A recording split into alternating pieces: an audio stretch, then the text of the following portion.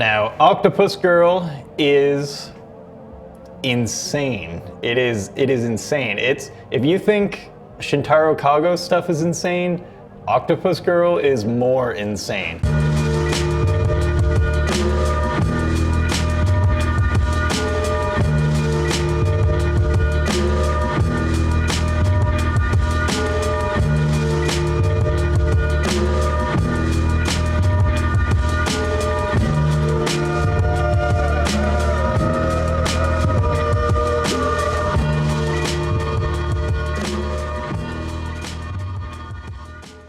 Hello everybody, and welcome back to another horror manga review.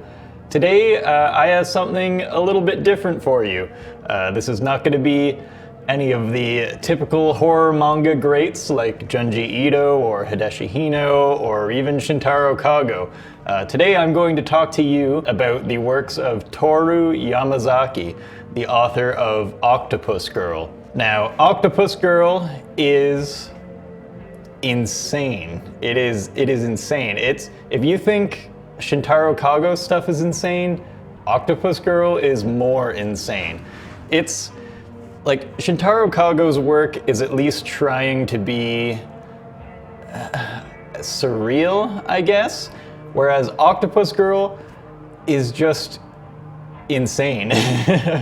It's part horror manga, and it's very, very heavily inspired by Kazuo Umezu and his art style. It's sort of following in the footsteps of that classic horror manga style. But at the same time, it's also a comedy that's like an absurdist comedy.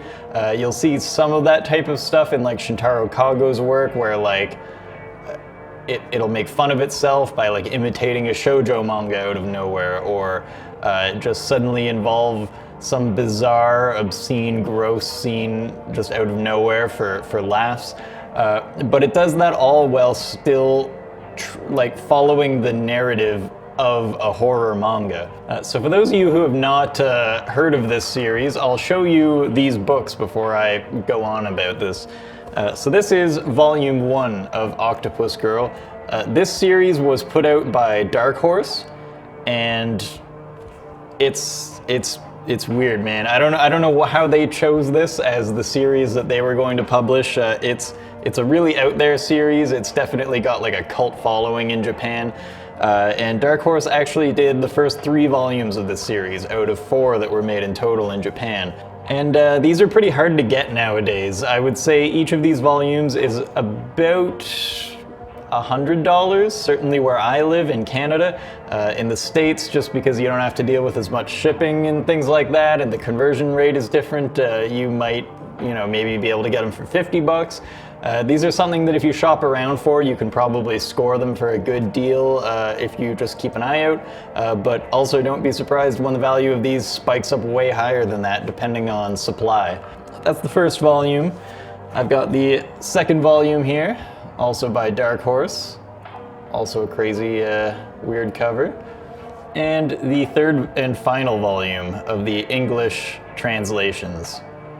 As you can tell, already something a little off about this artwork. And the big parental advisory sticker is something I'm a big fan of. You don't really see those these days anymore, but these all have them prominently stuck right onto the cover itself, and I have no intention of removing them because I think it's great. And this is volume 4, which only exists in Japanese. You cannot buy an English copy of this. Dark Horse, I don't know why they got to volume 3 and that was it. They just stopped translating it at that point. I don't know if maybe this wasn't out yet at that time and they weren't gonna go back just to do the one last volume.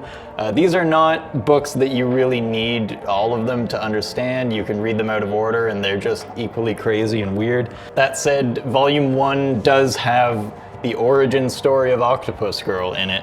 And so for a brief synopsis, what this story is about is a girl who is bullied by her classmates in cartoonish, violent, horrible ways that would probably actually kill you in real life.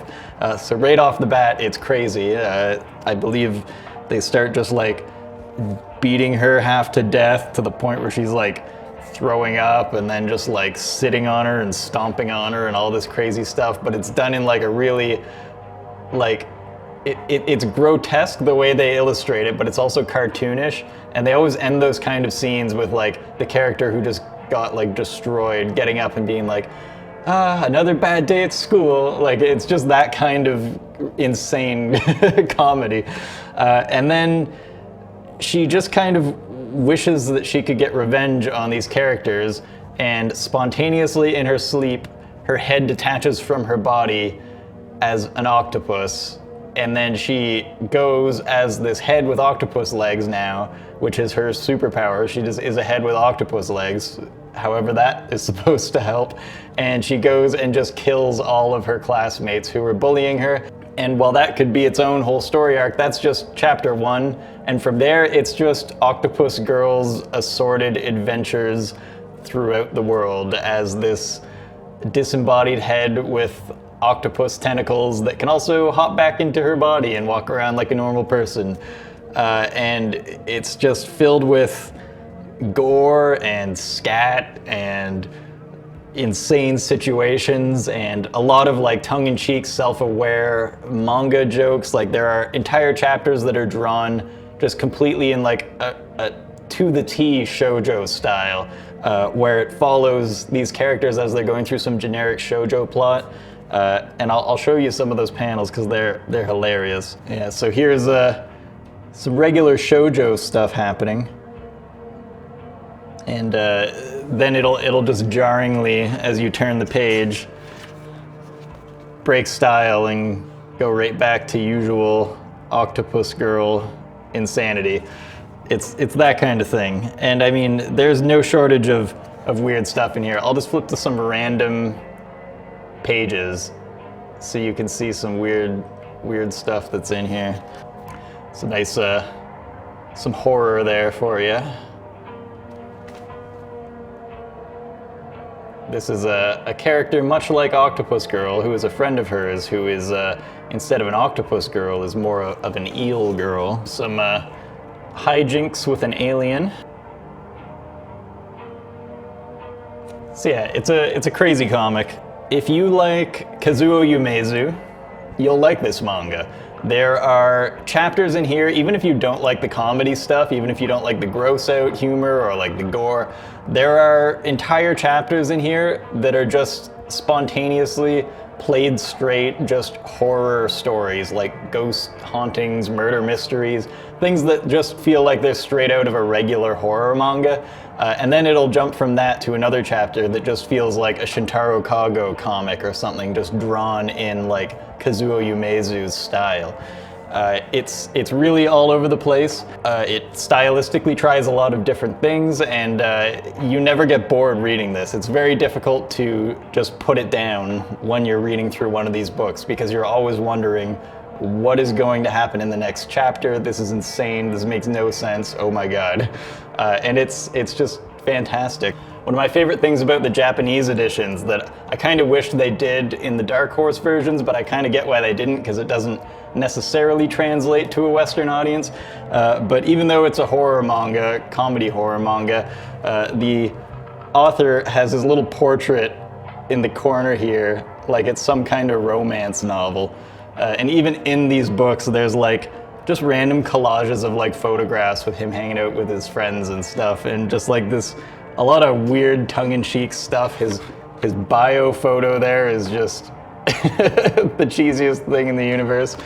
They're just such fun books. So yeah, these are a little bit pricey, but I think well worth picking up if you want to buy something that is not just expensive because it's like really popular and by the biggest artists out there, like some of Junji Ito's older books or something like that. But if you want to buy something that is old, is a little bit scarce, and is getting a little bit pricey now because of that, but you really want to feel like you've bought something unique, you cannot get more unique than Octopus Girl.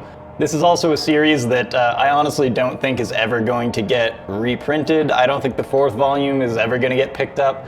Maybe one day all of these will be collected in an omnibus by some publishing company, but I would not hold my breath. This is such a weird series that I think it really is a lightning strike that it even got translated into English, and it's really an example of those types of series that you hear about in Japan, and it's easy to say as a Western reader, oh man, I wish we had access to all this crazy cool stuff that they have over there, but there's so much that will just never get translated. This is an example of something that just, there's no real rhyme or reason why this is the title that got translated, but it did, and I'm so happy that it did because it is so, so weird and so fantastic. The art is beautiful, the stories are hilarious, and the horror in it is good horror. Don't think that it's light on that area because it is also a comedy. It's tons of gore, crazy looking monsters, well drawn, dramatic, like shock scenes, all that good stuff that you love to see in horror manga is in this book. On an unrelated note, something that I've actually got in my collection that I thought I'd just throw into this video because it's kind of cool, is this. This is actually a signature of the author, Toru Yamazaki, and a little doodle by him as well. So yeah, just something little on lined paper. I bought this on mandarake.com, I think it's .com. You buy a bunch of Japanese stuff on there, they'll ship it to you even if you live in the West. And yeah, just a cool little signature. One of the few that I've got that is not in a book, so it's neat to be able to just put it on the shelf. But yeah, it's just a beautiful series. So that's gonna do it for this little review video. I hope you found this interesting. I suspect this is a book that not everyone will necessarily have heard of, but if you have heard of it, let me know in the comments. I'm really curious to hear how many of you have managed to dig this series up. I'll also leave a link in the description to where you can read this on, I'll just pick a random manga reader site. So if you don't want to pay $100 a book, you're not going to miss out on this. Luckily, there are plenty of ways to read this type of material these days on the internet. And if you like this video, be sure to give it a like. It really helps us in the YouTube algorithm. Comment if you have any suggestions for other things that you'd like me to review. And if you like these sorts of videos, be sure to subscribe and hit that notification bell, as if you don't hit that, you just might not see our videos even if you do subscribe, unfortunately. So anyway, that'll do it for today. Hope you guys have a good one, and I will see you in the next review.